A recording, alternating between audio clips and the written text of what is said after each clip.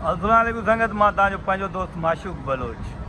हिन वक़्तु असां मौजूदु आहियूं नूरियाबाद आहे न, नूरियाबाद में हिन महिल असां वञूं पिया, सफ़र कयूं पिया कराची दादू खां कराची। हिन महिल नूरियाबाद में साम्हूं कोच वारे ब्रेक हई आहे। पोइ ब्रेक त हई त असांखे त हाणे साईं हर कंहिंखे एमरजेंसी हिते हूंदी आहे। उनजे साम्हूं हे होटल आहे। होटल ते वियासीं त होटल वारे बाबा चयो त चांहि पींदव त 300 रुपए जी चांहि। अब हाणे 300 रुपए जी चांहि त असां गॾ में पिया, हाणे 300 रुपए जी चांहि पीअण सां असांजा आंडरा सड़ी वेंदा। इन जे लाइ असां चांहि कोन पीती। चयोसीं भाउ हाणे ज़ोर सां लॻो आहे, उन सां जान छॾायूं। त उते जो वियासीं त उते असां वारो यार चए पियो त बाबा 60 रुपया नंढो या वॾो। आवाज़ संगत ईअं घणो पियो चए, नंढो या वॾो?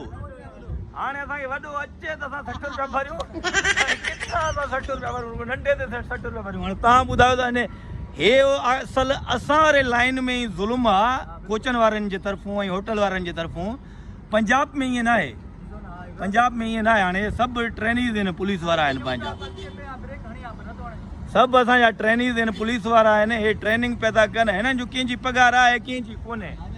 पोइ हे माण्हू तव्हांखे ॿुधायो त 60 रुपयो वॾे जो या नंढे जो किथां ॾींदा यार? ख़ुदा जो को ख़ौफ़ आहे? मतिलबु हिते असांजे सिंध में को कानून आहे या केरु ॻाल्हाइण वारो आहे? आख़िर केसीं ताईं ख़ुदा खे मञो हिन कोच वारनि खे ऐं हिते जेके लाइन जूं जेके होटलूं आहिनि उन्हनि होटल वारनि खे, स्पेशली बाथरूम वारनि खे सम्झायो त बाबा ईअं ॿिन्ही हथनि सां न फुरियो।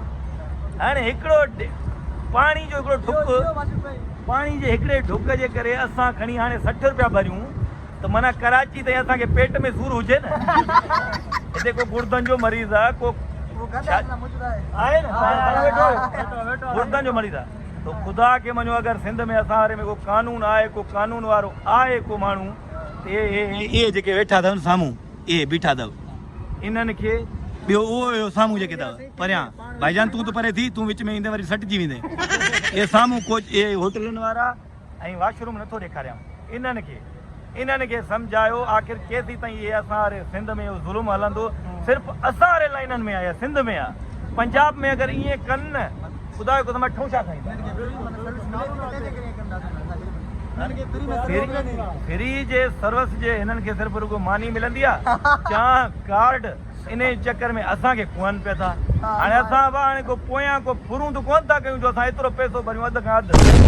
तो ख़ुदा खे मञो को कानून आहे त हिन वीडियो खे उन्हनि कानून दाननि ताईं पहुचायो, जेके असां वारे रूट ते जेके आहिनि, जेके कानून खे हिनखे कोचनि वारनि खे, इन्हनि खे लाइन वारे होटलनि खे या ॿियनि खे इन्हनि खे संभाले था सघनि। त असांजो बाबा लहिणो लिखो कोन अथव, असां सफ़ा मरूं था साग निकिरंदा। हाणे मां वञा थो जंग ते जान छॾायां थो, बाक़ी मां वटि अला 60 रुपया न आहिनि यार। मां वञा, हलो जंग जो पासो वठूं। हे सभु वञनि था।